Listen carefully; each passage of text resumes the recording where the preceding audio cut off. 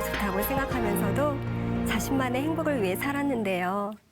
부활하신 예수님을 만나 오직 성경의 말씀에만 아멘하면서 영혼을 위해 사명자로 살게 된 간증을 나누려고 합니다.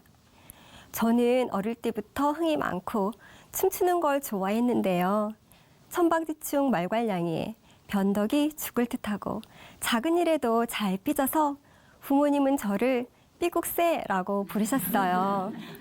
이런 저를 엄하게 훈육하신 부모님 때문에 선생님들과 주위 어른들께는 착하고 예의 바르다는 칭찬을 들었지만 동생이 울어도 본척만척하고 귀찮아 놀아주지 않았어요. 친구들과 모여서 놀다가도 제가 싫으면 난 그냥 갈게 하고는 뒤도 돌아보지 않고 집으로 돌아왔습니다. 초등학교 저학년부터 과외를 해서 성적은 늘 상위권이었는데요. 한동안 과외 금지가 된 시기가 있었는데 스스로 공부해 본 적이 없는 저는 고등학교 진학 후 성적이 뚝뚝 떨어졌어요. 공부 못하는 아이들을 무시했었는데 제가 그렇다고 생각하니 속으로 너무 창피했어요. 그러면서도 공부를 못하거나 제 기준에 맞지 않는 아이들과는 상대도 하지 않고 기분에 따라 원하는 것만 하는 아주 이기적인 사람이었어요. 그러던 중 대학 때 아버지가 암으로 세상을 떠나셨는데요. 카톨릭 모태신앙이었던 저는 이를 계기로 성당 지율학교 교사를 시작하면서 지혜로운 다섯 처녀로 거듭나려고 노력했습니다. 아이들과 춤추고 노래하고 기도하면서 동료 교사들과도 사이가 좋았어요. 저는 점점 성당에서 봉사하는 일이 즐거워졌고 가치 있는 일이라는 생각을 하게 되었습니다. 그래서 수녀가 되려고 수녀원에 들어갔는데요. 기분에 따라 원하는 것만 하면서 예쁘게 꾸미는 걸 좋아했던 저는 매일 변함없이 반복되는 일상과 똑같은 헤어스타일, 똑같은 옷을 입는 게 답답했어요. 그리고 무조건 따라야만 하는 수도원의 엄격한 규율과 제약된 생활에 적응하지 못했어요. 틈만 나면 혼자 정원에 나가 꽃구경을 하거나 넓은 동산에서 춤추고 노래하며 답답한 마음을 달래는데요. 기도 시간을 맞추기 위해 헐레벌떡 성당으로 뛰어들어가는 일이 한두 번이 아니었어요. 결국 사운드 오브 뮤직의 마리아처럼 6개월 만에 수녀원을 나오게 되었습니다. 사람들에게는 제가 싫어서 나왔다고 했지만 사실은 쫓겨난 거였어요. 지인들의 권유로 결혼할 기회가 있었지만 결혼은 나의 삶을 포기하는 거라 생각했어요. 그래서 엄마와 상의도 하지 않고 유학을 떠났는데요. 그리고 얼마 후 IMF가 터졌어요. 그 당시 엄마는 넉넉하지 않은 형편인데도 생활비와 학비를 꼬박꼬박 보내주시니 저는 엄마가 힘들 거란 생각도 못하고 그냥 잘 지냈습니다. 캐나다에서 유아교육을 전공하고 돌아와서는 꽤 유명한 어린이 영광사로 열심히 일했어요.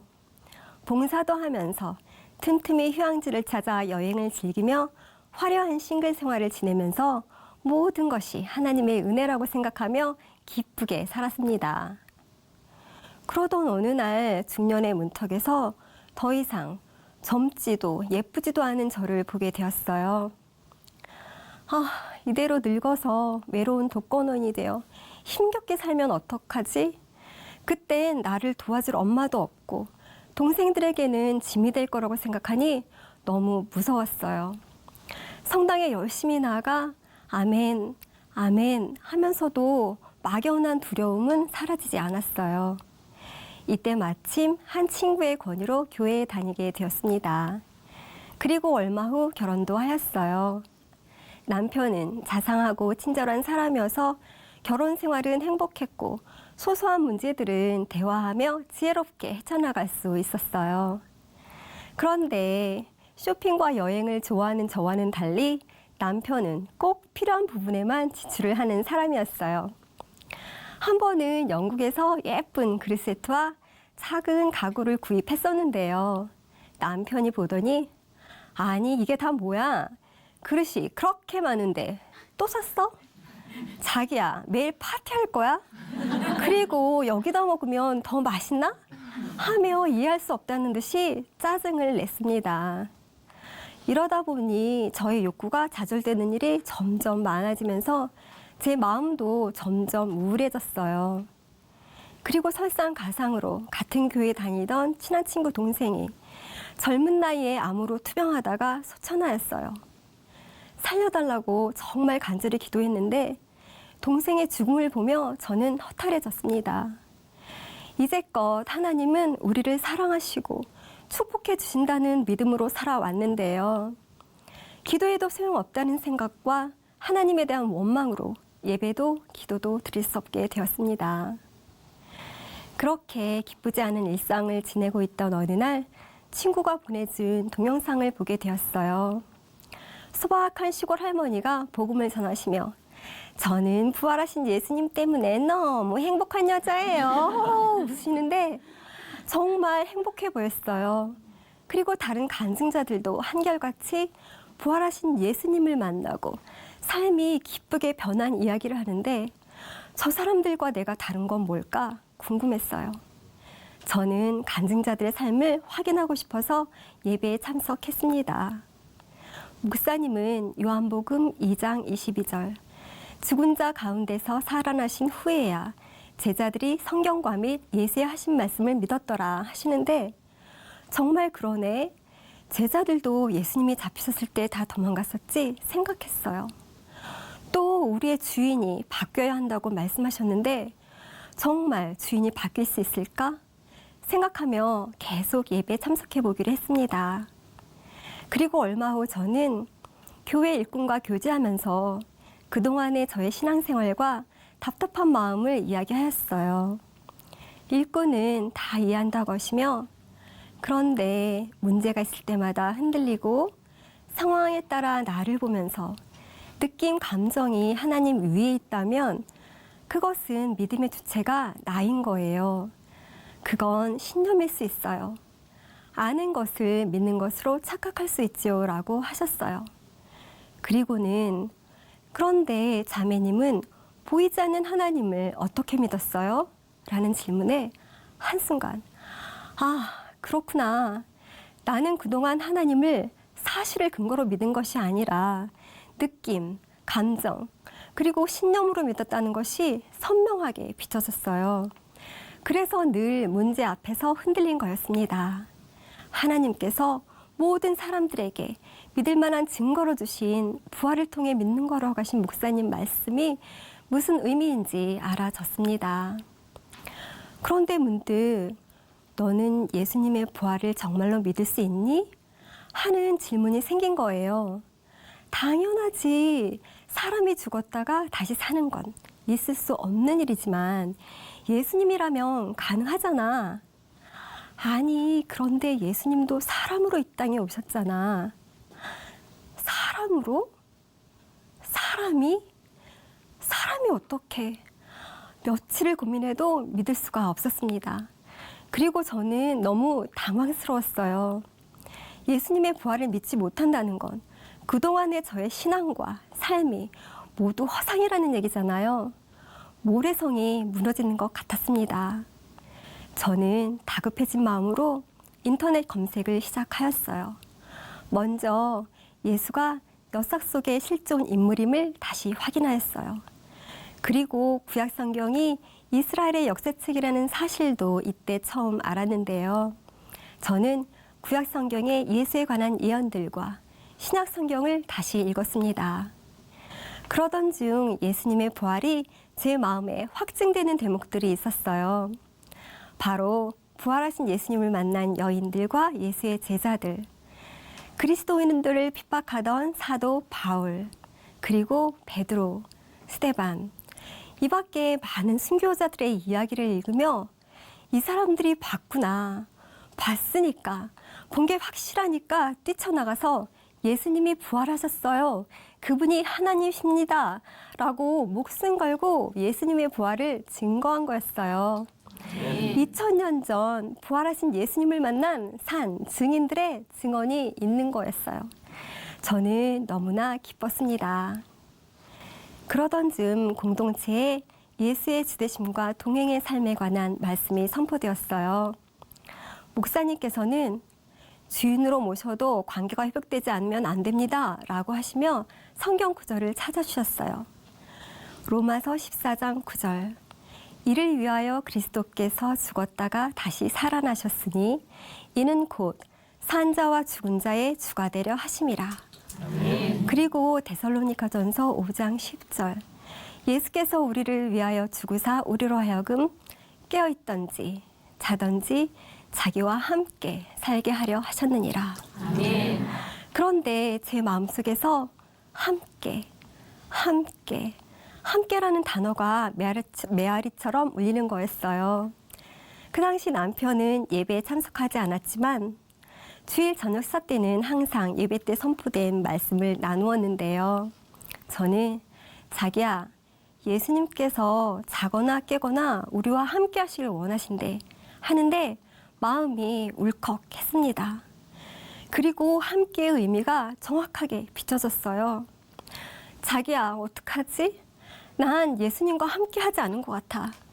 아니, 왜 자기처럼 믿음 좋은 사람이 그런 말을 해? 저는 자기야, 함께 한다는 건 함께 하는 것을 아는 게 아닌 것 같아. 우리는 지금 서로 눈을 맞추며 이야기하고 마음을 나누고 있어. 그런데 만약 내가 자기에게는 관심이 없고 건성으로 대하면서 그저 자기가 나에게 주는 물질이나 사회적 안정감에만 관심이 있다면 그건 무슨 의미일까?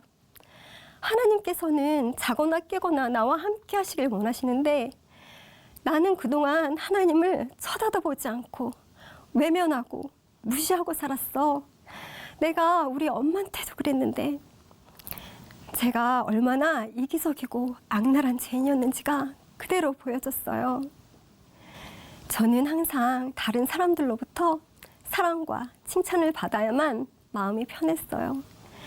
누가 저에게 조언을 해주면 고맙기는커녕 화가 났어요. 그리고 하나님이 나를 사랑하시니까 나를 위해 있는 게 당연하다고 생각하면서 원하는 것을 채워주시면 감사하고 은혜가 충만한 거고 기도 응답이 없으면 감사와 사랑을 할 수 없었어요. 하나님 앞에 무릎 꿇고 기도하면서도 마음은 온통 내 콩밭, 육신의 정욕, 안목의 정욕, 이생의 자랑뿐인 내 콩밭에만 관심이 있었던 거였어요. 하나님, 정말 죄송합니다. 철저하게 이중 생활하면서 하나님의 마음을 아프게 했어요. 말로만 주여 주여 하면서 예수님을 주인으로 믿지 않았습니다. 제가 주인데요. 저의 영광만을 위해 살았어요. 나의 주, 나의 하나님, 예수님이 제 생명의 주인이십니다. 네. 저는 하나님 앞에 눈물로 회개하며 예수님을 주인으로 영접하였습니다. 네.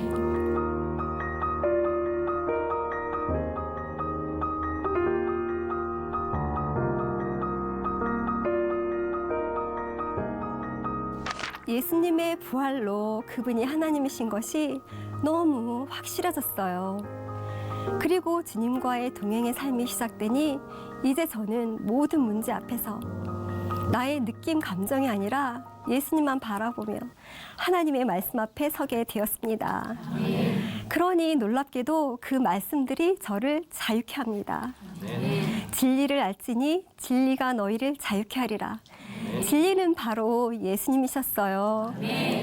전능하신 하나님께서 목숨을 걸고 사람으로 이 땅에 오신 이유, 나를 사랑하시고 나를 구원하시려고 십자가에서 피 흘리시고 죽으신 그 사랑, 그리고 부활하셔서 나의 주인 되어주시고 자거나 깨거나 나와 함께 하고프신 그 마음, 그 크신 사랑이 제 마음 깊숙이 담겨졌습니다. 아멘. 이렇게 하나님의 사랑이 제 마음에 담겨지니 이제 저는 저만의 행복을 위해서가 아니라 세상의 모든 영혼들을 마음에 품게 되었어요. 아멘. 하나님께서 나를 사랑하시는 것처럼 나도 사람들을 사랑하게 해달라고 간절히 기도하면서 기회 있을 때마다 복음을 전하고 있습니다. 아멘. 주 예수를 믿으라. 그리하면 너와 내 집이 구원을 얻으리라. 저는 여동생에게 제일 먼저 복음을 전하였고 동생은 작은 교회 일꾼과 교제 후 지금 함께 예배에 참석하고 있는데요. 새롭게 시작한 사업으로 늘 바쁘고 힘들어하던 여동생이 부활의 복음으로 삶의 가치관이 바뀌어 기쁘게 복음을 전하고 있어요.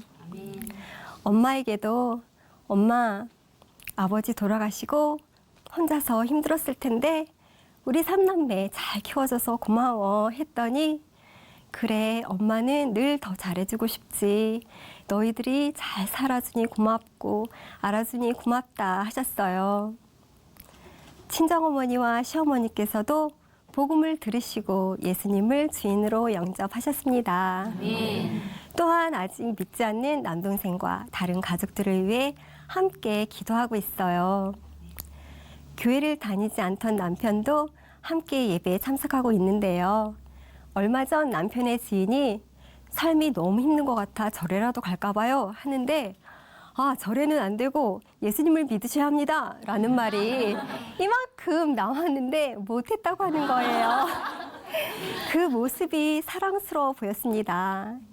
남편은 개인주의 성향이 강해서 다른 사람들에게 관심이 없던 사람이었거든요. 두려워 마라. 내가 너를 구속하였고 내가 너를 지명하여 불렀나니 너는 내 것이라. 부르심에 감사하며 내가 이미 얻었다 함도 아니요 온전히 이루었다 함도 아니라 오직 내가 그리스도께 잡힌 바 된 그것을 잡으려고 달려가노라. 한 사도 바울의 고백이 이제 저의 고백이 되었습니다. 저는 스스로 믿음이 좋다고 생각하면서도 나만의 행복을 위해 살던 사람이었어요. 그러니 항상 흔들릴 수밖에 없는 삶이었는데요.